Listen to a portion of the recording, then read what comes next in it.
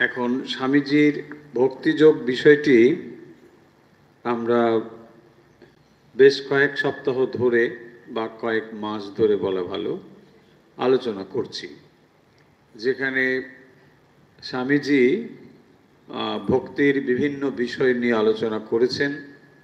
সেই বিষয়গুলোই আমরা এক একটি করে আলোচনা করছি। মোটামুটি আমরা এখন এই ভক্তিযোগের একেবারে প্রায় শেষের দিকে এসে গেছি, যেখানে ভক্তিযোগের যে ভগবত প্রেমের বর্ণনা মানবীয় ভাষা, এই অধ্যায়টি আলোচনা হচ্ছিল, যেখানে ভক্তির প্রকারভেদ নিয়ে আলোচনা করা হয়েছে। অর্থাৎ যে মানবীয় ভাব, যে ভাবগুলোর সঙ্গে শান্ত, দাস্য, বাৎসল্য ইত্যাদি যায়, এগুলোকেই আমরা ঈশ্বর প্রেমের সোপান রূপে ব্যবহার করছি। অর্থাৎ আমরা যখন সমাজবদ্ধ মানুষ হিসেবে নিজেরা সমাজে রয়েছি, যেখানে বিভিন্ন সম্পর্কের মধ্যে আমরা রয়েছি, তখন আমরা সেই সম্পর্কগুলোকেই ঈশ্বর প্রেমের সোপান হিসেবে ব্যবহার করছি। অর্থাৎ আমরা যখন মানবীয় ভালোবাসা যেমন বুঝি, সেই ভালোবাসার স্তর থেকেই যদি আমাদের যাত্রা হয় ঈশ্বরীয় প্রেমের দিকে, তাহলে নিশ্চয়ই এই ভাবগুলো সেখানেও প্রযুক্ত হতে পারে। অর্থাৎ যে ভাবের দ্বারা আমরা এই সমাজে নানা সম্পর্কের মধ্যে থাকি, সেগুলোকেই আমরা ব্যবহার করছি ঈশ্বরীয় প্রেমের ক্ষেত্রে। এবং যেখানে এই বিষয়গুলো আলোচনা হচ্ছিল, শান্ত, দাস্য, সখ্য, বাৎসল্য, এবং তার অবশেষে যেটি, অর্থাৎ একেবারে পঞ্চম যেটি, সেটি হচ্ছিল যে মধুর ভাব। এবং এই মধুর ভাব নিয়ে আলোচনা এর আগের দিনও হয়েছিল, তারই পরবর্তী অংশ আজ আমরা আলোচনা করব। এখন মধুর ভাবের আলোচনাতে স্বামীজি যে কথা বলছেন, যে আসলে এখানে এই মধুর ভাবটি হলো যেন সমস্ত ভাবের একটি সমষ্টি স্বরূপ। আগের যে সমস্ত ভাব, শান্ত, দাস্য, বাৎসল্য, সখ্য বলা হলো, এই সমস্ত ভাবেরই একটা পূর্ণ রূপ যেন এই মধুর ভাব। মধুর ভাবের মধ্যে আসলে এগুলো সবই রয়েছে। বলছেন, আমরা জগতে যত প্রকার প্রেম দেখিতে পাই, তাহা লইয়া আমরা অল্পাধিক পরিমাণে খেলাই করিতেছি। স্বামীজি খেলা শব্দটি প্রয়োগ করছেন, যে আমরা জগতে যত রকম প্রেম দেখতে পাচ্ছি, সেগুলো নিয়ে আমরা কম বেশি যেন খেলাই করছি। কেন খেলা বলা হচ্ছে? তাহলে খেলা আমরা কখন করি? খেলা মানে একটা নকল জিনিস, যে জিনিসটি আসলে নয়, অথচ সেটা আমরা করছি। আমরা বাচ্চাদের দেখব কি খেলছে, তারা একজন বউ সেজেছে, একজন স্বামী সেজেছে, সংসার খেলা চলছে। আসলে এটা তার নকল একটা সংসার, যেন সে সেখানে কারোর স্ত্রী হয়েছে, তার একজন স্বামী আছে, এইসব নিয়ে মজার মজার খেলা হয়। এই যে খেলা, তার মানে বাস্তবিক সেটা নয়, অথচ যেন একটা খেলা হচ্ছে, সেটাকে একটা অনুকরণ সেখানে রয়েছে। এই কথাটি এখানে স্বামীজি বলছেন, যে জগতে যত রকমের প্রেম দেখা যায়, সেগুলো আমরা এক এক রকম তার নাম দিই, এক এক রকম তার ধরন হয়। এইরকম যত রকমই হোক, বলছেন আসলে এটা অল্পাধিক পরিমাণে খেলাই করিতেছি। তার মানে মূল জিনিসটা থেকে যেন খানিকটা নকল করছি আমরা। এই যে নকল, এটা বলছেন ভগবানই সেগুলির একমাত্র লক্ষ্য। তাহলে আমরা নকল করছি যখন, তখন একটা আসল সামনে রয়েছে, সামনে একটা সম্পূর্ণ রূপ রয়েছে, তাকেই আমরা যেন নকল করছি। তো বাচ্চারা যখন খেলা করছে, সেখানে দেখবেন একটা পুতুলকে নিয়ে সে নিজের ছেলের মতন তাকে কোলে করে নাচাচ্ছে ইত্যাদি ইত্যাদি। তার মানে কি এখন তার ছেলে নেই, সে সন্তান কি জানে না, কিন্তু তার অনুরূপ একটা খেলা সে খেলছে। ঠিক সেই রকম বলছেন, মানুষ আসলে এই জগতে যা কিছু করে চলেছে, স্বামী পুত্র স্ত্রী কন্যা নিয়ে, এটাকে আমাদের ঠিক খেলা মনে হয় না, কিন্তু স্বামীজি বলছেন এটাও একরকমের খেলা। কোন দৃষ্টিকোণ থেকে? না, ঈশ্বরীয় প্রেমের দৃষ্টিকোণ থেকে এটিও একটু খেলা। কারণ এইগুলোর প্রধান লক্ষ্যই হচ্ছে ভগবত প্রেম, ভগবানই হচ্ছে এগুলোর লক্ষ্য, এটাই হচ্ছে আসল। আর এগুলোর তার যেন একটা নকল মহড়া হচ্ছে। মূল একটা কিছু করতে গেলে তার আগে আমরা রিহার্স করি না, এটা যেন একটা রিহার্স হচ্ছে, মানে এটা করতে করতে আপনি আমি যেন একটা প্রস্তুত হয়ে যাচ্ছি। তারপরে সত্যি সত্যি যেদিন ভগবত প্রেম আসবে সেদিন যেন আমরা তৈরি হয়ে গেছি, এটাই হচ্ছে ব্যাপার। তবে দুঃখের বিষয়, যে অনন্ত সমুদ্রে এই প্রেমের প্রবল স্রোতস্বতী অবিরতভাবে প্রবাহিত হইতেছে, মানব তাহা জানে না। হ্যাঁ, বলছেন কেন খেলা? বলছেন আসলে এটাকে অনুকরণ করে সে চলেছে, একরকম আমরা গতানুগতিক ভাবেই চলছি, তাই না? একটা মানুষ তার বাল্যকাল, বড় হয়ে ওঠা, বিবাহ, সন্তান, গতানুগতিকভাবে একটা জীবন, তারপরে জীবন, এই চলছে। এই যে চলছে, যে অনন্ত সমুদ্রে এই প্রেমের প্রবল স্রোতস্বতী অবিরতভাবে প্রবাহিত হইতেছে, তার মানে এই যে প্রেম প্রবাহ চলছে, এই প্রেম প্রবাহটি একটি নদীর মতো, স্রোতধারার মতো প্রবাহিত হয়ে চলেছে, কিন্তু এটি কিসের উপর প্রবাহিত হচ্ছে সেটা মানুষ জানে না। সেই জন্য বলছেন যে প্রেমের প্রবল স্রোতস্বতী মানুষ এটা জানে না, নির্বোধের মতো সে মানবরূপ ক্ষুদ্র ক্ষুদ্র পুতুলের প্রতি উহা প্রয়োগ করিতে চেষ্টা করে। তার মানে একটা প্রবাহ সে অনুভব করে, একটা টান সে অনুভব করে, কিন্তু আসল সেই টানটি ওই মানবরূপ যে পুতুলগুলো সম্পর্কিত হয়ে সে ব্যবহার করে, ব্যাপারটা সেটা নয়। এইগুলোর আড়ালে একটা সত্য রয়েছে, সেই সত্যই হলো আসল মূল আকর্ষণ শক্তি, তাই না? যখন সেটা সে বুঝতে পারে তখন এগুলোকে ফেলে দেয়। দেখুন কিরকম না, ওই বাচ্চা মেয়েটি যে কি করছিল না, ছোটবেলায় নানা রকম খেলার পুতুল টুতুল নিয়ে খেলছিল, সেই যখন বড় হয়ে যায় আর ওইগুলো খেলে, কেন খেলে না? এখন সে বিবাহ জিনিসটি বোঝে, এখন সে পুতুল জিনিসটি বোঝে, বা সন্তান জিনিসটি বোঝে, তাই এখন আর এগুলোর দরকার নেই। এখন সে ম্যাচিওর হয়ে গিয়েছে, এখন সে সত্যিকারের স্বামী, সত্যিকারের সন্তান লাভ করেছে। ঠিক সেই জন্যে বলছেন যে তাহলে এই যে জগৎ নিয়ে আমরা রয়েছি, এখানেও স্বামী পুত্র স্ত্রী কন্যা ইত্যাদি যা কিছু নিয়ে আমরা রয়েছি, এগুলো নিয়ে আমরা ম্যাচিওর যখন হয়ে যাব, এগুলোর আর দরকার হবে না। দেখুন সুন্দর না একটা আইডিয়া? এইটাই স্বামীজি বলছেন যে পুতুলের প্রতি উহা প্রয়োগ করিতে চেষ্টা করে, নির্বোধের ন্যায় মানুষ কি করে। তফাৎটা তাহলে কি? তফাৎটা হলো ওটা কেবল একটা নিষ্প্রাণ খেলনা, আর এখানে সমস্যাটা হলো, বা খেলাটা আরো জমে উঠেছে এই জন্য, এটা নিষ্প্রাণ নয়, এটা প্রাণযুক্ত খেলার জিনিস। দেখুন খেলার সামগ্রী, কিন্তু ওটা নিষ্প্রাণ। একটা পুতুল ধরুন, সে কিছুই করে না, কিন্তু যদি ওই পুতুলটা প্রাণযুক্ত হয়, তখন আপনি ওর কাছে আরো বেশি করে প্রাণটা উজাড় করে দেন, সর্বনাশটা সেখানেই হয়, তাই না? এইটাই হচ্ছে ব্যাপার।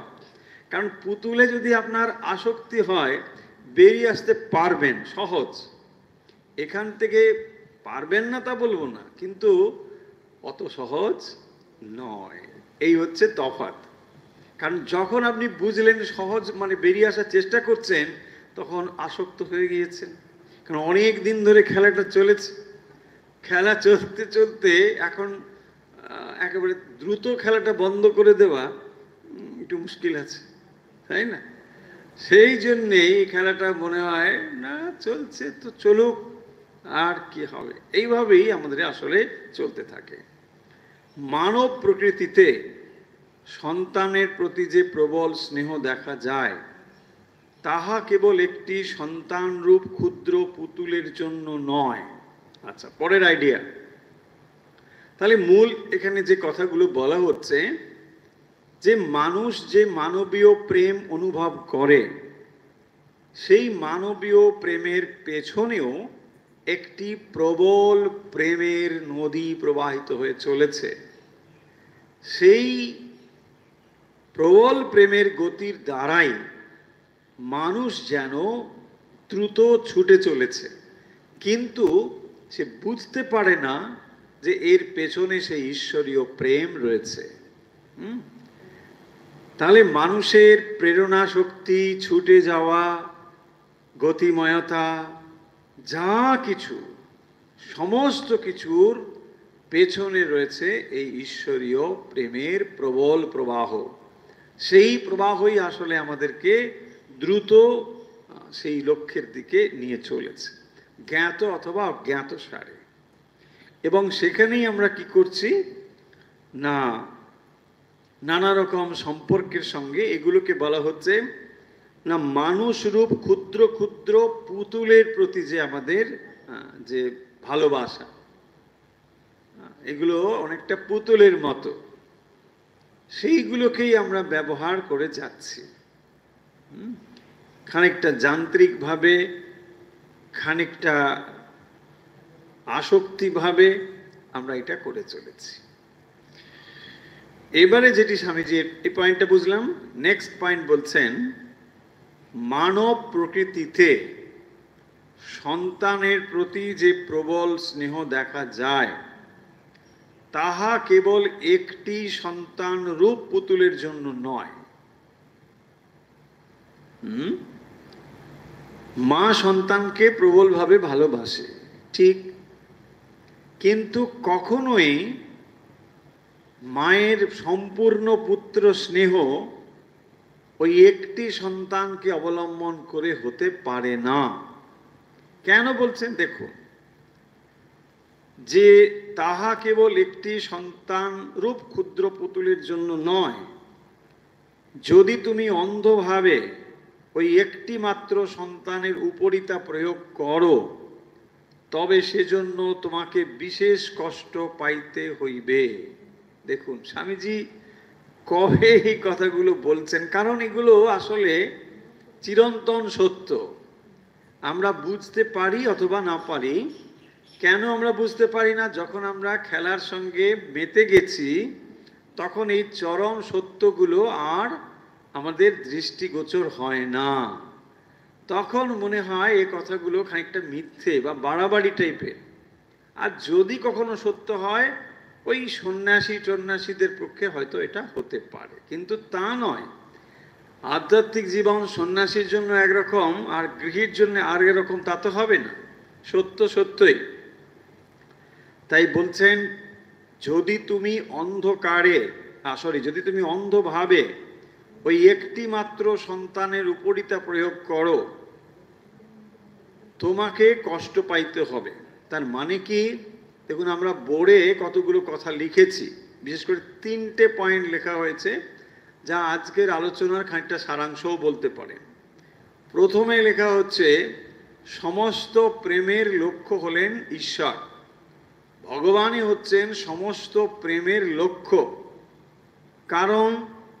কারণ যখন ওই শিশু খেলা করে, খেলার সামগ্রী নিয়ে, পুতুল নিয়ে, তখন সত্যিকারের সম্পর্ক তার লক্ষ্য থাকে। যেদিন সে সত্যি তার সন্তানকে কোলে নেয়, সেদিন আর পুতুলের প্রতি তার আকর্ষণ থাকে না। ঠিক একই রকমভাবে মানুষ যত সময় পর্যন্ত না সত্যস্বরূপ ভগবানকে দর্শন করতে পারছে, তত সময় তার এই সমস্ত ভালোবাসাগুলো থাকছে। অর্থাৎ এগুলো প্রেমের একটা বহিঃপ্রকাশ, কিন্তু পরিণতি নয়, পরিণতি সম্পূর্ণ ঈশ্বরকে কেন্দ্র করে। তাই দেখবেন দ্বিতীয় পয়েন্টে আমরা বলছি যে যখনই বেষ্টি প্রেম, এইটি কিন্তু সমস্ত দুঃখের কারণ। বেষ্টি প্রেম সমষ্টি প্রেমের থেকে নিজেকে বিচ্ছিন্ন করে দেয়। মানে কি, ওই কথা এখানে বলা হচ্ছে। দেখুন, বলছেন মা যখন তার একটি সন্তানকে ভালোবাসে, তার সমস্ত ভালোবাসা সন্তানের সঙ্গেই কেন্দ্রীভূত হয়, তাকেই সে ভালোবাসছে। কিন্তু বলছেন যে তাকে কষ্ট পেতে হবে। কেন না, তার যে ভালোবাসা তা যেন ওই একটি সন্তানে সম্পূর্ণ প্রযুক্ত হয় না। অর্থাৎ মাতৃহৃদয় যেন একটি সন্তানকে ভালোবেসে পূর্ণ হতে পারে না, তার অন্তরে যেন এখনো আরো পুত্র স্নেহ অবশিষ্ট থাকে, প্রচুর পরিমাণে থাকে। তাহলে ভাবুন এইটি কেন থাকে। আপনি হয়তো এর উত্তর নেই, বলছে তাহলে কি কতগুলো সন্তান নেবে, 1000 সন্তান? এটা উত্তর নয়। উত্তরটা হচ্ছে তার ভেতরে যে মাতৃ স্নেহটা রয়েছে, এইটা হচ্ছে অনন্ত। সেই মাতৃ স্নেহ কেবলমাত্র ওই একটি পুতুলকে আশ্রয় করে খানিকটা হয়তো উৎসারিত হয়, কিন্তু তাতে আবার সম্ভাবনা প্রবল থাকে দুঃখ আসবার। কারণ এটাই হচ্ছে প্রকৃতির নিয়ম, যে যখন সমষ্টিকে বাদ দিয়ে আপনি বেষ্টিতে ভালোবাসা কেন্দ্রীভূত করছেন, বেষ্টি মানে কি, একজন দুজন, এই সংক্ষিপ্ত ছোট ইউনিট, তখনই দেখবেন এটা আঘাত হয়ে আসবে। আর সেটা সাধারণত আসক্তি রূপেই প্রকাশ পায়। এই হচ্ছে মানে কেন্দ্রীভূত প্রেমের সেটি দোষ বা দূষিত হয়ে যায়। যে প্রেম উদার ভাব নিয়ে আসে, যে প্রেম সর্বভূতে ভালোবাসার কথা বলে, সেই প্রেম যখন বেষ্টিতে কেন্দ্রীভূত হয় তখন সেটি দূষিত হয়ে যায়। তখন সেটা সংক্ষিপ্ত হয়ে গেল, ছোট হয়ে গেল। তাই এখানে বলছেন যে তোমাকে বিশেষ কষ্ট পাইতে হইবে, সেজন্য তোমাকে বিশেষ কষ্ট পাইতে হইবে। কিন্তু ওই কষ্টবোধ হইতেই তোমার এই বোধ আসিবে, তোমার ভেতরে যে প্রেম আছে তাহা যদি কোনো মনুষ্যে প্রয়োগ করো, তবে শীঘ্র হোক বা বিলম্বে হোক মনে দুঃখ বেদনা পাইবে। কি বলছেন, যে এই যে কষ্টবোধ হইতেই তোমার এই বোধ আসিবে, তোমার ভেতরে যে প্রেম আছে তা যদি কোনো মনুষ্যে প্রয়োগ করো, তবে শীঘ্র হোক বা বিলম্বে হোক মনে দুঃখ বেদনা আসবে। তাহলে এই যে বেষ্টি প্রেম, যার পরিণতি দুঃখ, বলছেন এইটা আসলে তখনই সে কি করবে না, সেই প্রেম পুরুষোত্তম ভগবানের দিকেই প্রযুক্ত হবে। তাহলে এই যে বাধাপ্রাপ্ত হয়ে দুঃখ অনুভব করা, এটাও যেন খানিকটা স্বাভাবিক ব্যাপার। আর এইটা হলেই একমাত্র তখন সমস্ত প্রেমের যে উৎস পুরুষোত্তম ভগবান, তার দিকে এটা যাবে। এবং সেখানে বলছেন যার বিনাশ নেই, যার কখনো পরিবর্তন নেই, যার প্রেম সমুদ্রে জোয়ার ভাটা নেই, তখনই সেই দিকে যাবে। তাহলে আসলে এই যে সম্পর্ক, এই যে স্ত্রী পুত্র ইত্যাদিটা কেন, আমাদেরকে পরিণত হওয়ার জন্য। অন্তত আধ্যাত্মিকভাবে আমরা যদি পরিণত না হই, ম্যাচিওর না হই, তাহলে আমরা জীবনের উচ্চতর মাত্রা গ্রহণ করতে পারি না। সেই কারণের জন্যই দেখবেন এগুলো একটা পুতুল খেলার মতো। আর এই পুতুল খেলাতে যখন আপনি কষ্ট পাবেন, এবং এটা পাবেন নিশ্চিত, হ্যাঁ, বলছেন বেষ্টি প্রেম আপনাকে দুঃখই নিয়ে আসবে। কারণ আপনি কি করেছেন, সমষ্টি থেকে সেটাকে কেন্দ্রীভূত করে দিয়েছেন। আর এই কেন্দ্রীভূত প্রেম কিভাবে বেরোবে সেটা আসক্তি। তাকে আমরা যেমন ভাষায় প্রয়োগ করি না কেন, কাব্যিক ভাষায় আপনি কি বলবেন, আরে বাপ রে বাপ, সে মানে কি ভাষা সেখানে রয়েছে, তার কথা আর নাই বা বললাম, তাই না? গল্প উপন্যাস আপনি যদি পড়েন, সেখানে দেখবেন মানে কবি যা সত্য নয় আপনাকে ঠিক সেই পথে নিয়ে যাচ্ছে। মানে কি সে একেবারে স্বর্গের কাছাকাছি, বলে না স্বর্গ টর্গ চাই না, এমন দেখবেন সেখানে মানে বর্ণনা করা হচ্ছে। স্বর্গ টর্গ বলে কিছুই হয় না, ওসব ভ্রান্ত, এই তো আমার স্বর্গ। মানে অলরেডি ডাইলোটেড, ফিনিশড। ভাবুন, অলরেডি কবি ফিনিশড, তার পাঠককেও তিনি শেষ করতে চান। Diluted, finished. এই হচ্ছে আমাদের পরিণতি, তাই না? মরিতে চাই না আমি সুন্দর ভুবনে, কেন? বলছে মানবের মাঝে আমি বাঁচিবারে চাই। কেন? কি দরকার? তার মানে এদের প্রতি তুমি আসক্ত হয়ে আছো, সেখানেই রয়েছে দেখবেন। বলছেন সহস্র বন্ধন মাঝে রইব মুক্তির স্বাদ। কেন বন্ধন মাঝে? কেন বন্ধনটা ভালো লাগে, তাই না? দেখুন এইভাবে মানে অনেক রকম ব্যাপার রয়েছে। ফলে আমি কিন্তু ভাববেন না যে রবীন্দ্রনাথকে ছোট করছি, তার সৃষ্টি মহান, কিন্তু এই জায়গাগুলো তার সঙ্গে এই আধ্যাত্মিকতার যে মূল জায়গাটি ডিফার করে যাবে, ডিফার করতে বাধ্য, কারণ দৃষ্টিভঙ্গি ডিফার তো হবেই। তিনি যেগুলো নিয়ে চর্চা করেছেন সারা জীবন, সেগুলোকেই তিনি বলবেন মহান বলে, তাই না? এটা খুব স্বাভাবিক। এতে তার কোনো কোনো মানে তার প্রতি অশ্রদ্ধা দেখানো হচ্ছে তা না, জিনিসটি আমাদের জানতে হবে। তাহলে এখানে দেখুন স্বামীজি যে কথাটি বলছেন, যে যখনই কোনো প্রেম সমষ্টি থেকে বেষ্টিতে কেন্দ্রীভূত হবে, সেটা পরিণামে দুঃখ নিয়ে আসবে। সেই জন্যই তো হয় দেখবেন মা কাঁদতে বসে, ছেলেটা না আর সেরকম নেই, হয় না? হ্যাঁ, সেরকম বিয়ের আগে কি ভালো ছিল। আর একটা কথা শুনুন, একজন মা সেদিন এসেছে, বলছে না মানে কি কথা, কি হয়েছে আপনি এত কষ্ট? না সে বিদেশে চলে গেছে। গেছে ভালো না, বিয়ে হয়ে গেছে। আচ্ছা বিয়ে হয়েছে ভালো। বলছে না ও ওকে খেতে দেয় না। কে খেতে দেয় না? না তার স্ত্রী তাকে খেতে দেয়। আরে দেয় কি না দেয় আপনি অত ভাবছেন? বলছে না ও না, আমি না খেতে দিলে খেত না, আমি না খাওয়া। কি আসক্তি দেখুন, এটা আসক্তি নয়। আপনি এটাকে বলবেন যেভাবেই পুষ্পায়িত করুন না কেন, যে না ওটা মানে অত্যন্ত সুন্দর, কি মাতৃপ্রেম বিগলিত, আরে বাবা রে বাবা, হয় না? এরকম এরকম অনেক মা আছেন। কিরকম ভালো অথবা মন্দ হতে পারে আপনারা যা বিচার করবেন, বিচার করার পাত্র আমি নই। সেখানে দেখবেন ছেলেটা তাকে কিছুতেই পছন্দ করে না, ছেলেটা তাকে হয়তো মানে একেবারে মারতেই যাচ্ছে এরকম, অথচ মা ওই ছেলেটাকে কোনোভাবেই কিছু বলতে পারছে না, এতটা স্নেহ দুর্বল। এটা স্নেহ দুর্বলতা। প্রয়োজন হলে আপনাকে আঘাত করতে, যেমন তোর প্রকৃষ্ট উদাহরণ হয়ে আছে ওই ধৃতরাষ্ট্র, তাই না? তিনি জানতেন দুর্যোধনের সমস্ত ব্যাপার স্যাপার, কিছুতেই সেখানে বলতে পারছে সত্যটা কি। যখনই পড়ছে না না দুর্যোধন এরকম করতে পারে না, দুর্যোধন আমার একবারে দুধের ছেলে, এইসব ব্যাপার।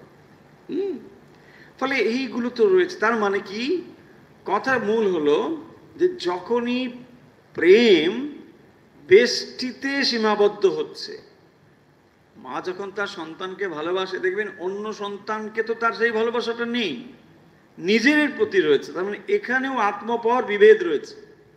আমার নিজেরটা, এটা আমার, ওটা আমার নয়, তাই না?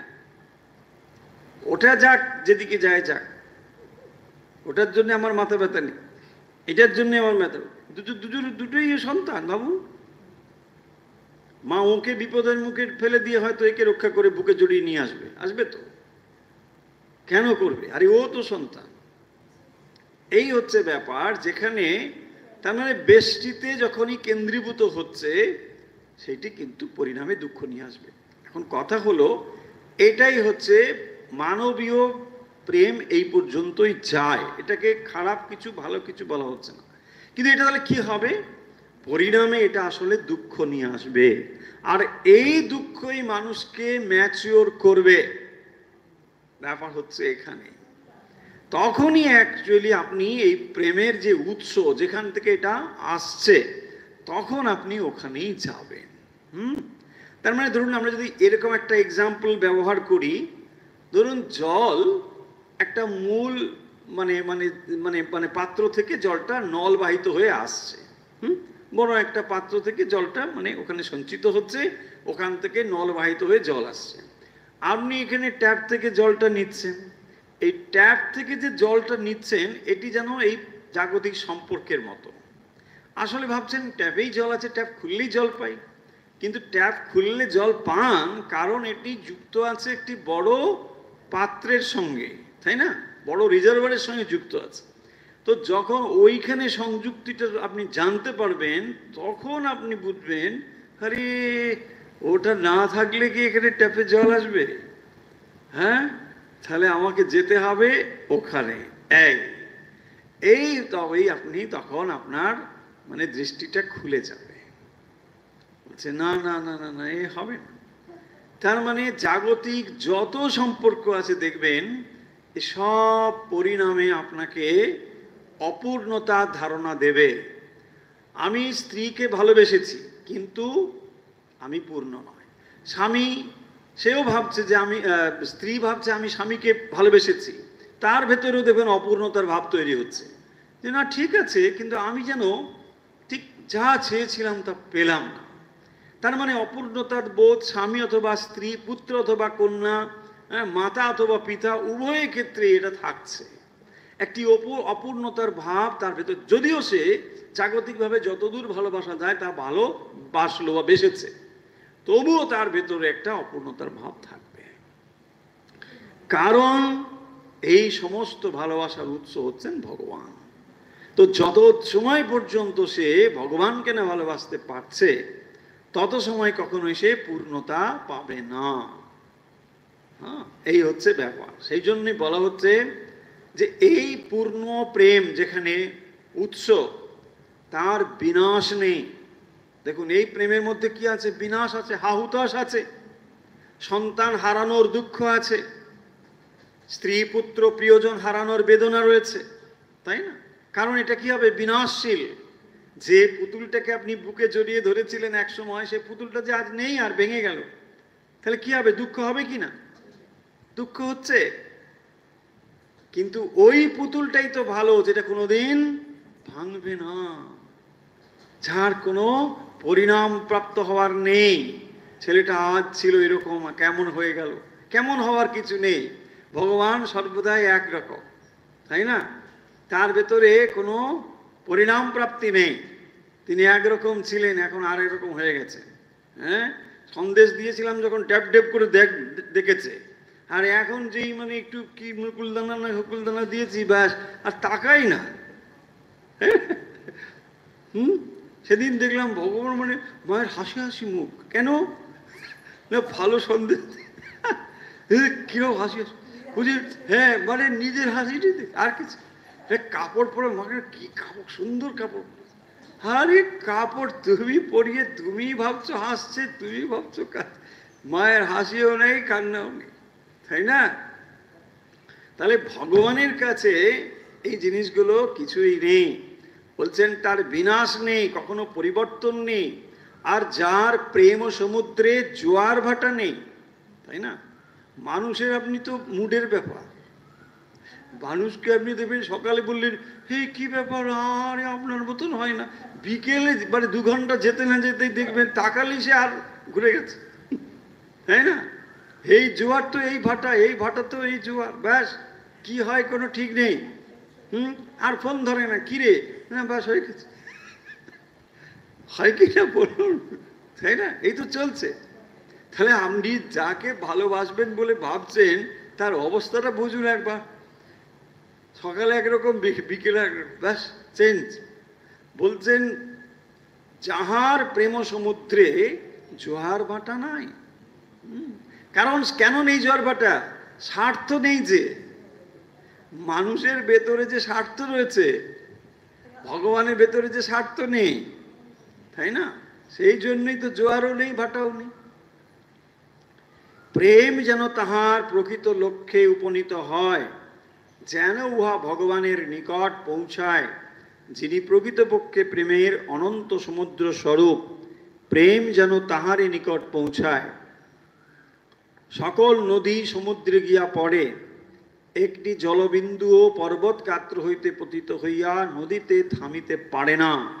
ওই নদী যত বড়ই হোক না কেন, অবশেষে সেই জলবিন্দু কোনো না কোনো রূপে সমুদ্রে যাইবার পথ করিয়া লয়। হ্যাঁ, একটা এক্সাম্পল, উপমা দিচ্ছেন। তাহলে জলবিন্দু, বর্ষার জল সমুদ্রের পাহাড়ের উপর পড়েছে, গড়িয়ে গড়িয়ে আবার সে নদীতে গিয়ে পড়ল, কিন্তু সেই জলবিন্দুর লক্ষ্য কি? সমুদ্রের সঙ্গে সংযুক্ত হওয়া। তুমি তাকে আটকে রাখতে পারবে না। প্রকৃতির নিয়ম তাকে আজ হোক কাল হোক যত সময় পরে হোক একদিন না একদিন ওইখানে নিয়ে ফেলবে। ঠিক সেরকম ভাবে তাহলে মানুষ কিভাবে চলেছে? ঘাত প্রতিঘাত, হ্যাঁ, ভালোবাসা বিচ্ছেদ মিলন, এসব নিয়ে চলছে। চলতে চলতে একদিন প্রেম স্বরূপ যে ভগবান, সেখানে সে পৌঁছবে। তাই বলছেন সর্বপ্রকার ভাবাবেগের একমাত্র লক্ষ্য, সমস্ত প্রকার ভাবাবেগের একমাত্র লক্ষ্য হচ্ছেন ভগবান। তাই এখানে স্বামীজি যে কথাটি বলছেন ভারী সুন্দর। শ্রীরামকৃষ্ণ এটিকে বলেছেন মোড় ফিরিয়ে দেবার কথা। অর্থাৎ যে ভাব আপনার ভেতরে রয়েছে সেইগুলোকে ঈশ্বরের দিকে প্রযুক্ত করা। কেন না, যেহেতু ঈশ্বর হচ্ছেন সমস্ত কিছুর লক্ষ্য, সমস্ত ভাবাবেগের লক্ষ্য। কি করতে বলছেন? যদি রাগ করতে যাও তাহলে ভগবানের উপর রাগ করো। যদি রাগ করতে চাও তুমি, রাগ রেগে যাচ্ছে মানুষ, তাহলে বিষয়ের প্রতি রাগার থেকে ভগবানের প্রতি রাগ করো। এইটাই বলছেন। প্রেমাস্পদকে তিরস্কার করো, বন্ধুকে ভৎসনা করো। কারণ আর কাকেই বা তুমি তিরস্কার করবে? কারণ যদি মানুষকে তিরস্কার করেন তাহলে রিয়াকশন সাংঘাতিক হবে, তাই না? সেই জন্য বলছেন যে মর্তজীব তোমার রাগ সহ্য করবে না। করবে যে আমার না তখন মুডটা ভালো ছিল, আরে রাখো তোমার মুড ভালো, তুমি দুম করে এটা বলে দিলে আমাকে, বাস তোমার আর হবে না, হ্যাঁ, কন্ট্যাক্ট থেকে নাম বাদ, লিস্ট ডিলিট হয়ে গেল, তাই না? বলছেন সেখানে প্রতিক্রিয়া আসবেই। অর্থাৎ মানুষের প্রতি যদি আপনি কোনোভাবে ধরুন রাগান্বিত হন, হয়তো সেটা আপনার সাময়িক ব্যাপার, তবুও সেখানে বিচ্ছেদ হয়ে যেতে পারে। যদি তুমি তোমার বলছে যদি তুমি আমার উপর ক্রুদ্ধ হও, স্বামীজি বলছেন, তাহলেও আমি রিয়াকশন দেখাবো, তাই না? এটাই স্বাভাবিক ব্যাপার। কিন্তু বলছেন তোমার প্রেমাস্পদকে বলো, তুমি আমার কাছে কেন আসিতেছ না? কেন তুমি আমাকে এভাবে ফেলিয়া রাখিয়াছ? এই ফলে ভগবান তোমার প্রেমাস্পদ, তার সঙ্গে তোমার সবই চলে। তাকে তুমি তার উপর রাগ দেখাতে পারো, অভিমান করতে পারো, তাকে ভালোবাসতে পারো, তাকে দরকার হলে গালিগালাজও করতে পারো, ভাব বিশেষে, যার যেরকম ভাব, তাই না? করতে পারে, কারণ সব থেকে তিনিই প্রিয়তর, প্রিয়তম। আর যদি কিছু রিয়াকশন মানুষের থেকে বরং আসবে, এখান থেকে কোনো রিয়াকশন আসবে না, ভয় নেই। কারণ তিনি আপনাকে মানে একটা রুষ্ট শব্দ বলেছেন বলে তিনি রুষ্ট হবেন, তা হবেন না। ভগবানকে আপনি অপমান করেছেন বলে ভগবানের গায়ে ফোস্কা পড়ে গেল, তা হবে না। হ্যাঁ, কারণ ভগবান মান অপমানের ঊর্ধ্বে, মানুষ মান অপমানের ঊর্ধ্বে। একবার দেখুন করে কি অবস্থা হবে, তাই না? একদম সব শেষ। তাই বলছেন ভগবান ছাড়া আর কিসে আনন্দ আছে? ছোট ছোট মাটির ঢিপিতে আর কি সুখ? হ্যাঁ, নল্পে সুখমস্তি। বনিষদ বলছেন ন অল্পে সুখমস্তি, ভূমা বৈ সুখম। ভূমাতেই সুখ। ভূমা মানে যা সব থেকে বড়, ভূমা। ভূমা আর এটা ভূমি। ভূমি হচ্ছে ছোট, ভূমা হচ্ছে বড়। দেখুন, তাহলে সেই ভূমা, ভূমা ওই সুখম, সুখ হচ্ছে সব থেকে যেটা বড়, বড় কিছুতে সুখ, অল্পে সুখ নেই। অনন্ত আনন্দের ঘনীভূত ভাবকেই অন্বেষণ করিতে হইবে। তাহলে বলছেন অনন্ত আনন্দের ঘনীভূত ভাব, তাকেই অন্বেষণ করতে হবে। ভগবানই এই আনন্দের ঘনীভূত ভাব। তাহলে সমস্ত আনন্দের ঘনীভূত ভাবই হচ্ছেন ভগবান।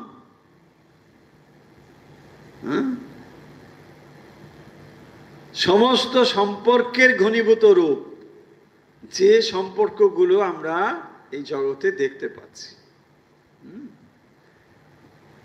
তাহলে স্ত্রীকে আপনার মনের একটি অভিব্যক্তির নাম স্ত্রী, আপনার মনের একটি অভিব্যক্তির নাম স্বামী, আপনার মনের একটি রূপের নাম পুত্র, কন্যা ইত্যাদি ইত্যাদি। এই সমস্ত ভাব আসলে আপনার মনের একটি প্রকাশ। যত সময় পর্যন্ত ওই ভাবগুলো আপনার অন্তরকে পরিপূর্ণ না করে, ততদিন অন্তরে আপনি ওই সম্পর্কগুলোকে অভাব অনুভব করেন। সম্পর্কগুলো এখানে গৌণ, মানে মানুষগুলো এখানে গৌণ। আসল ব্যাপারটি হচ্ছে আপনার অন্তরে। তাহলে স্ত্রী বাইরে থাকুক বা না থাকুক, পুত্র কন্যা বাইরে থাকুক বা না থাকুক, মূল ব্যাপার আপনার মনে রয়েছে। যত সময় আপনার অন্তর পুত্র পুত্র বলে ভাব অন্তরে থাকে, ততদিন আপনি বাইরেও পুত্র দেখতে পাবেন। কারণ আপনার জীবন, গতি প্রকৃতি, ধারা, অগ্রগতি সব সেই অভিমুখী হবে। আর ভবিষ্যতে আপনি স্থূলরূপে পুত্র কন্যা সবই দেখতে পাবেন। যেদিন আপনি পরিপূর্ণ হবেন যে আমার আর এই পুত্র কন্যা স্বামী স্ত্রী এই অবলম্বনের প্রয়োজন নেই, সেদিন আপনি আর বাইরে এদেরকে দেখতেও পাবেন না। কারণ আপনার অন্তর তখন পরিপূর্ণ হয়ে গিয়েছে, আপনার অন্তর অনেক বেশি পরিণত হয়েছে। সেদিন আর এগুলোর আপনার প্রয়োজন নেই। এই হলো মূল কথা। তাহলে এই সম্পর্কগুলো যে আমরা করে চলেছি, হ্যাঁ, এগুলো কিসের জন্য? কেবল আমাদের পরিণতি প্রাপ্তির জন্য। এগুলো কোনো স্থায়ী সম্পর্ক নয়। এগুলো চিরকাল এই খেলা খেলতে হবে না। অথচ আমরা কি ভাবছি, যা কিছু হোক বাবা, আমার এইগুলো যেন নেই, না এইগুলো নেমান যাবে না, এইগুলো কিছু এই। আরে ভগবান যখন টান দেবেন সুতোতে, তখন কোথায় তোমার এসব? বলছি প্রভু যাচ্ছি, খেলা আর ভালো লাগছে না। আরে ওগুলো পেটরায় ঢুকিয়ে রাখো। বলছে না, গুড়িয়াকা খেল সব শেষ। হ্যাঁ, সব পেটারি ভেল। বলছে সব শেষ খেলা। আরে গুটিয়ে রাখো না, কে কার খেলনা গুটিয়ে রাখে? সব শেষ, তাই না? হ্যাঁ, দেখুন যেদিন সময় আসবে তখন আর এই খেলার সামগ্রী গুছিয়ে রাখার আপনার আর অবসর থাকবে? বলছি না না না, যাক যাক, ভেঙে যাক, আর সব কিছু নেই। সেদিন আসলে যেটা হয়েছে সেটি হলো আপনার আধ্যাত্মিক উন্নতি হয়েছে। তখন আর এগুলোর জন্য আপনার কোনো মায়া নেই, মোহ নেই, আর কিচ্ছু নেই। আপনি এটাকে ভাববেন না যে নিষ্ঠুরতা, না। আপনি আজ পরিণত হয়েছেন, আজ আর কোনো অবলম্বন ছাড়াই আপনি হাঁটতে পারেন। অনেক মানুষ আছেন যারা এইরকম জিনিসগুলোকে ভাবতেই পারে না। কেন ভাবতে পারে না? না, ওই রকম ভাবে তারা ছোটবেলা থেকে বড় হচ্ছে যে আমরা এই তো এই তো এই তো এই তো, এর বাইরে যেন ভাবতেই পারে না। কেন এই সম্পর্কগুলো, কিসের জন্য এই সম্পর্কগুলো? যেদিন আপনি পরিণত হবেন, এই সম্পর্কগুলো সেদিন বাধার মতো মনে হবে। এগুলো আর কোনো দরকার নেই। এগুলোকে কি করে আপনাকে? এগুলোকে শুধু আপনাকে টেনে নিয়ে রাখে, আর তো কিছু করে না। সম্পর্কগুলো আপনাকে কেবল এই জগতের সঙ্গে সংযুক্ত করে নিজেকে ছোট করে রাখে, আপনার সমস্ত সম্ভাবনাকে এই মাটির সঙ্গে মিশিয়ে দিতে পারে। কি বলেই তো হয়। এখানে দেখুন সেই কথাটি মনে রাখতে বলছেন যে এই সমস্ত ভালোবাসার লক্ষ্য হচ্ছেন স্বয়ং ভগবান। তাই বলছেন ভগবানই এই আনন্দের ঘনীভূত ভাব, এইগুলি তাহারই জন্য অভিপ্রেত। লক্ষ্যভ্রষ্ট হইলে ওইগুলি নীচ ভাবে পরিণত হয়। সোজা লক্ষ্যস্থলে ঈশ্বরের নিকট পৌঁছিলে অতি নিম্নতর বৃত্তি পর্যন্ত রূপান্তরিত হয়। তাহলে যে কোনো নিম্নতম বৃত্তি কোনগুলো? রাগ, হিংসা, এগুলো সবই বৃত্তি এবং এগুলো সব নিম্নতর বৃত্তি। এগুলো যদি ঈশ্বরের ভাবে প্রযুক্ত হয়, ঈশ্বরের দিকে নিয়ে যায়, এই বৃত্তিগুলো তখন আর এই রকম নিম্নতর থাকে না। মানুষের শরীর ও মনের সমুদয় শক্তি যেভাবেই প্রকাশিত হোক না কেন, ভগবানই এগুলির একমাত্র লক্ষ্য। একায়ন। একায়ন মানে অ্যাকচুয়ালি এটি সংস্কৃত শব্দ। ইয়ান, এক ইয়ান, ইয়ান মানে হচ্ছে পথ, একায়ন। এক ইয়ান, এক ইয়ান, এটা ইয় ইয় ইয় যদি হয় তাহলে সংস্কৃতে কি হবে? এক ইয়ান। তো এক ইয়ান মানে হীনযান মহাযান শব্দটা জানেন না, ওখানে ইয়ানা, এই ইয়ানটা আসলে এখানে সংস্কৃত হয়ে এটা ইয় হয়ে গেছে। ইয় ছিল ওখানে, ওই যে এইরকম ইয়টা, সেইটা। তাহলে এটা হলো একায়ন মানে এক পথ। এটাই হচ্ছে এইগুলির একমাত্র লক্ষ্য, একায়ন। মনুষ্য হৃদয়ের সমস্ত ভালোবাসা, সমস্ত প্রবৃত্তি যেন ভগবানের দিকেই যায়। তিনি একমাত্র প্রেমাস্পদ। ভগবানই হচ্ছেন একমাত্র প্রেমাস্পদ। এই হৃদয় আর কাহাকে ভালোবাসিবে? তিনি পরম সুন্দর, পরম মহিয়ান, সৌন্দর্য স্বরূপ, মহত্ব স্বরূপ। দেখুন, এই ভালোবাসা একমাত্র ঈশ্বরের প্রতি প্রযুক্ত হবে।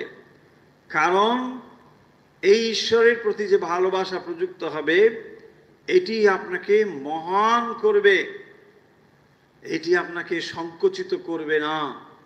অন্য যত ভালোবাসা সবই আপনাকে সংকীর্ণ করে, ছোট করে। তাহা অপেক্ষা সুন্দর জগতে আর কে আছে? তিনি ব্যতীত স্বামী হইবার উপযুক্ত জগতে আর কে আছে? ভাবো, জগতে ভালোবাসার উপযুক্ত পাত্র আর কে আছে? অতএব তিনি যেন আমাদের স্বামী হন, তিনি যেমন আমাদের প্রেমাস্পদ হন। তো একমাত্র প্রেমের আস্পদ হচ্ছেন ভগবান স্বয়ং। তাই সমস্ত প্রেমের লক্ষ্য হওয়া উচিত ভগবান। এই যে মানবীয় ভাষায় ভগবত প্রেমের বর্ণনা, যেখানে মধুর ভাবের কথা বলা হচ্ছে, যা হলো সমস্ত ভাবের পূর্ণ সংমিশ্রণ। তাহলে এখানে আমরা কতগুলো কথা জানলাম, যেখানে বলা হচ্ছে যে আসলে এই যে মানবীয় প্রেম, এটি যেন একটি খেলার মতো। কেন এটিকে খেলা বলা হয়েছে একটু আগে আমরা বললাম, যে যখন আমরা সত্যিকারের কোনো একটা জিনিসকে নকল করে আনন্দ পাই, তাকেই তো বলি খেলা। সেটা বাস্তবিক সত্য নয়, কিন্তু একটা সত্যকে যেন আমরা নকল করছি, অনুকরণ করছি। ঠিক সেরকমভাবে এই যে মানুষরূপী পুতুলগুলোর সঙ্গে আমরা সম্পর্কিত হয়েছি, স্ত্রী, পুত্র, কন্যা ইত্যাদি নামে এই সমাজ একটা বন্ধন, সমাজ একটা সৃষ্টি করেছি। এগুলো সবই কি? এর মূল লক্ষ্য হলো আসলে ঈশ্বর। সেই জন্য বলছেন যে সমস্ত প্রেমের যে গভীর এক স্রোতস্বিনীর মতো এটা প্রবাহিত চলেছে, এবং মানুষ এটা জানে না যে আসলে সমস্ত প্রেম সেই এক লক্ষ্যে ধাবিত হচ্ছে। এমনকি সেই প্রেমের প্রেরণায় একজন গৃহত্যাগী সন্ন্যাসী হন, সেই প্রেমের প্রেরণায় একজন ভিক্ষুক হন। দুটো তফাৎ হলো এই যে একজন সত্য লাভের দিকে অগ্রসর হচ্ছেন, আর একজন হয়তো জাগতিক কোনো বিষয় লাভের জন্য যাচ্ছেন, কিন্তু দুজনের প্রেরণা আসলে এক, মূল উৎস আসলে এক, কিন্তু হয়তো প্রক্রিয়াটার মধ্যে তফাৎ আছে। সেই জন্য বলছেন একজন দস্যু হয়েছে, ডাকাতি করছে, তার ভিতরে কিন্তু প্রবল প্রেমের প্রেরণা রয়েছে। সে হয়তো এই অর্থগুলোকে সংগ্রহ করে তার স্ত্রী পুত্র তাদের সেবা করবে, সেভাবেই সে অগ্রসর হচ্ছে, কিন্তু তার উদ্দেশ্য খানিকটা তফাৎ, উপায়টা খানিকটা তফাৎ, কিন্তু মূল প্রেরণা সেই ভগবত প্রেম, তার ভেতরেও অসীম প্রেম রয়েছে। তাই সমস্ত মানুষের যে চেষ্টা, জাগতিক চেষ্টা, এ সমস্ত কিছুর পেছনে কিন্তু ভগবত প্রেমই রয়েছে।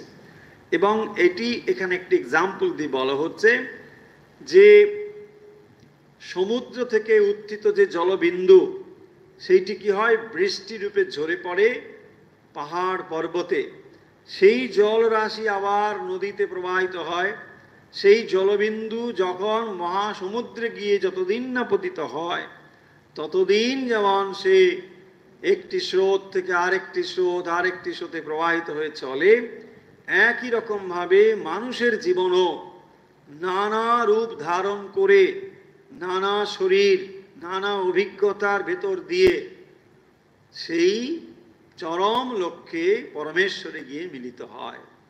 এই হচ্ছে মানুষের জীবনের লক্ষ্য। তো এইভাবেই এটি চলে আসছে। অনেক সময় দেখা যায় দিব্য প্রেমে মাতোয়ারা ভক্তগণ এই ভগবত প্রেম বর্ণনা করিতে গিয়া মানবীয় প্রেমের ভাষায় ব্যবহার করিয়া থাকেন, উহাকেই যথেষ্ট উপযোগী মনে করে। মূর্খেরা ইহা বুঝে না, তারা কখনো ইহা বুঝিবে না, তাহারা উহা কেবল জড়দৃষ্টিতে দেখিতে থাকে, তাহারা এই আধ্যাত্মিক প্রেম অনমাত্র তা বুঝিতে পারে না, কেমন করিয়া বুঝিবে। আচ্ছা, এখানে যে কথাগুলো রয়েছে, যে এই পর্যন্ত যে আলোচনা হলো আমরা বুঝতে পেরেছি। এখন স্বামীজি একটু যেন কটাক্ষ করে কথা বলছেন।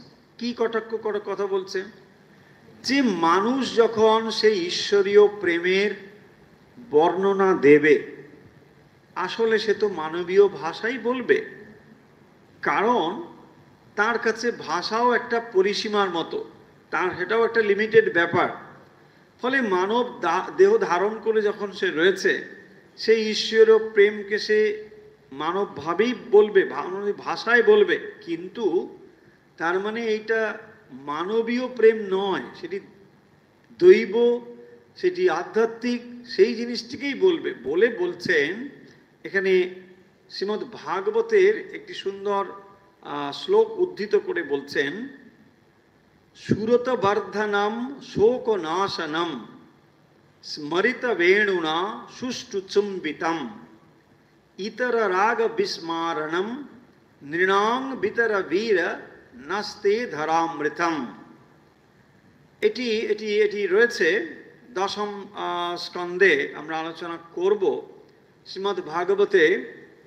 তো যেখানে বলছেন যে হে প্রিয়তম, তোমার অধরের একটি মাত্র চুম্বন, যাকে তুমি একবার চুম্বন করিয়াছ, তোমার জন্য তাহার পিপাসা বর্ধিত হইয়া থাকে, তাহার সকল দুঃখ চলিয়া যায়, সে তোমা ব্যতীত আর সব ভুলিয়া যায়। এই কথাগুলো শুনলে অনেক সময় আমাদের মানবীয় প্রেমের কথা মনে হতে পারে। স্বামীজি বলছেন যে এইটি যিনি বর্ণনা করছেন তিনি কে? তিনি হচ্ছেন স্বয়ং সুখদেব।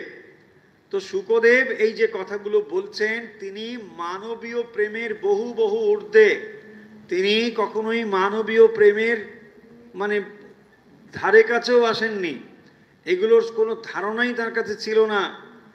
অথচ এই যে ঈশ্বরীয় প্রেমের কথা এখানে বর্ণনা করছেন, তা কখনোই মানবীয় ভাষায় বর্ণিত হলেও কখনোই তা মানব প্রেম নয়, এই কথা এখানে বলছেন। তার মানে কি বলতে চাইছেন? এখানে একটি ঈশ্বরীয় রূপে ধারণা দেওয়া হচ্ছে যে সেই ঈশ্বরীয় প্রেমের যিনি আস্বাদন না করেছেন, তিনি এটাকে ধারণাই করতে পারবেন না, তিনি এটাকে কলুষিত করে ফেলবেন। এবং যেভাবেই কলুষিত করা হচ্ছে, শ্রীকৃষ্ণ এবং শ্রী রাধা এবং ব্রজগোপীদের যে ভালোবাসা বা প্রেম, তাকে নানাভাবে মানে সমালোচনা করে নানাভাবে মানে কুৎসিতভাবে তার বর্ণনা করা হচ্ছে। তার কারণ এই সমস্ত প্রেমের কোনো ধারণা তাদের কাছে নেই। তারা কেবল প্রেম মানেই প্যাম প্যাম বোঝে। স্বামীজি যেটা বলেছেন যে ওই প্যাম প্যাম গুলো কোনো ব্যাপারই নয়, এটাই বলছে।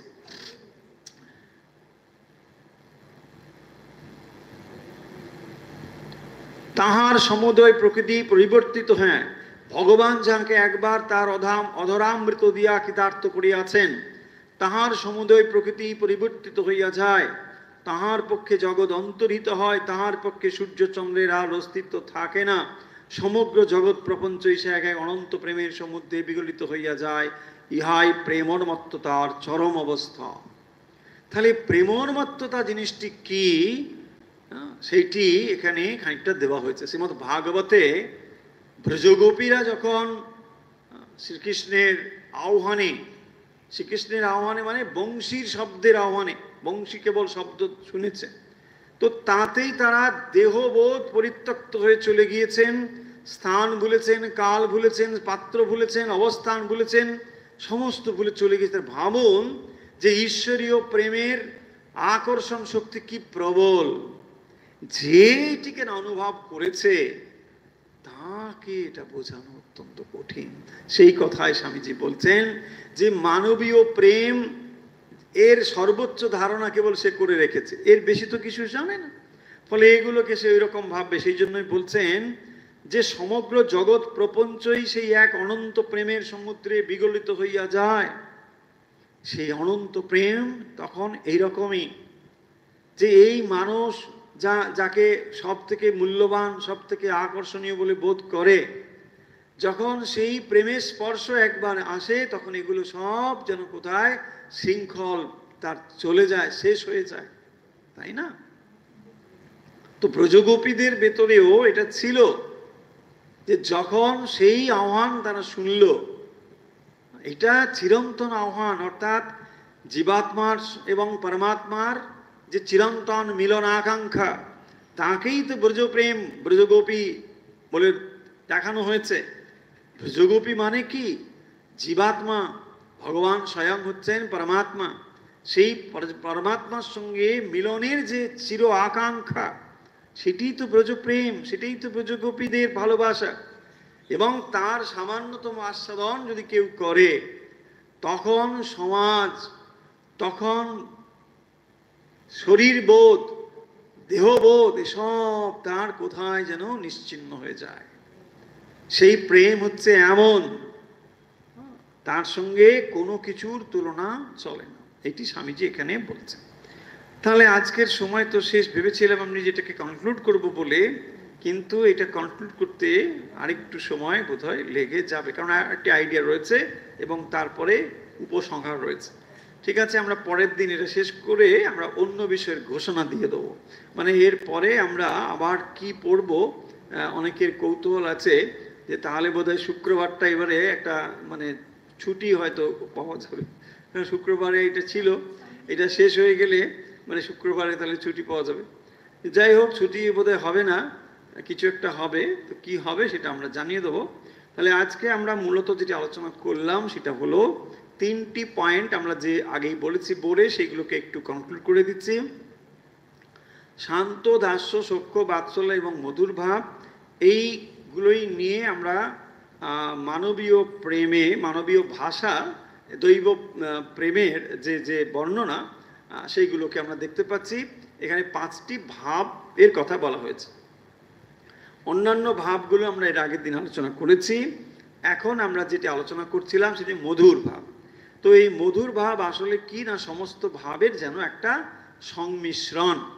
এবং এখানে কি বলা হচ্ছে, সমস্ত প্রেমের লক্ষ্য হচ্ছেন স্বয়ং ঈশ্বর, ভগবানই হচ্ছেন সমস্ত প্রেমের উৎস। মানুষ জানুক অথবা না জানুক, শুধু মানুষ নয়, এই জড় প্রকৃতিও যেন সেই বিশ্ব প্রেমের দিকে অভিভূত হয়ে তাকিয়ে রয়েছে। তার কাছে যেন সমস্ত গাছপালা, পশু পাখি, সবই যেন মোহিত করে রয়েছে সেই বিশ্ব প্রেমের দিকে। সবাই সেই দিকে গতিশীল রয়েছে, সেই দিকেই ধাবিত হচ্ছে। সেই বিশ্ব প্রেম যেন সবাইকে আকর্ষণ করে চলেছে। তার মানে এই সমস্ত কিছুর ভেতরে যেন একটি ফল্গু ধারার মতো প্রবাহিত চলেছে, সেই প্রেম ধারা, যা হয়তো দেখা যাচ্ছে না। বাইরে হয়তো দেখা যাচ্ছে বস্তুগুলোকে, প্রাণীগুলোকে, মানুষগুলোকে, কিন্তু মানুষগুলো তো আর এমনি এমনি ধাবিত হবে না। তার চালিকা শক্তি কি? মানুষের ভিতরের আসলের চালিকা শক্তি হলো সেই প্রেম। সেই অনন্ত অসীম প্রেমের লক্ষ্য হচ্ছেন স্বয়ং ভগবান। তিনি যেন অপেক্ষা করছেন সমস্ত যাত্রা, সমস্ত যে যে গন্তব্য, সেই গন্তব্যের প্রান্তে যেন তিনি অপেক্ষা করে আছেন। আমরা যেন একটা একটা করে পথ অতিক্রম করে ঠিক তাঁরই দিকে অগ্রসর হয়ে চলেছি। তাহলে মহাযাত্রী আমরা, ভগবান যেন সমস্ত যাত্রার অন্তিমে অপেক্ষা করে আছেন, এবং তিনি হচ্ছেন আসলে এই প্রেমের আকর্ষণী শক্তি, যে প্রেম আপনি আমি অন্তরে আকর্ষণ বলে, কর্মচঞ্চলতা বলে অনুভব করে থাকি। দ্বিতীয় পয়েন্টটি হলো যে বেষ্টি যদি আমাদের এই প্রেমের লক্ষ্য হয়, প্রেম যদি বেষ্টিতে কেন্দ্রীভূত হয়, তার দুঃখ নিয়ে আসে।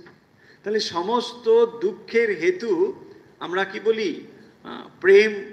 আসলে প্রেম যদি কেন্দ্রীভূত হয় কোথায়? বেষ্টিতে, তাহলে সেটা কি হবে? তাহলে সেই প্রেমটি আসলে কন্টামিনেটেড হয়ে যাবে, তার মানে দোষযুক্ত হয়ে যাবে। কি দোষযুক্ত হবে? সমষ্টিকে আপনি বেষ্টিতে বেঁধে ফেলেছেন। তাহলে যাকে আপনি বাঁধতে পারেন না, যেটা অসীম অনন্ত, তাকে আপনি একটা ছোট্ট পাত্রে যেন মানে বেঁধে ফেলেছেন। তা এইটাই হচ্ছে দোষ। আর তার পরিণতি কি হবে? যা হবে তা হবে, দুঃখ, যন্ত্রণা, ব্যথা, আঘাত, অভিমান, এসব নিয়ে আসবে, এগুলোই। তারপরে বলছেন ভগবানই আমাদের যেন সমস্ত প্রেমাস্পদ হন, সমস্ত প্রেমের আস্পদ যেন স্বয়ং ভগবান হন। এই ছিল মোটামুটি আমাদের আজকের আলোচনা। আজকের আলোচনা আমরা এখানে শেষ করছি।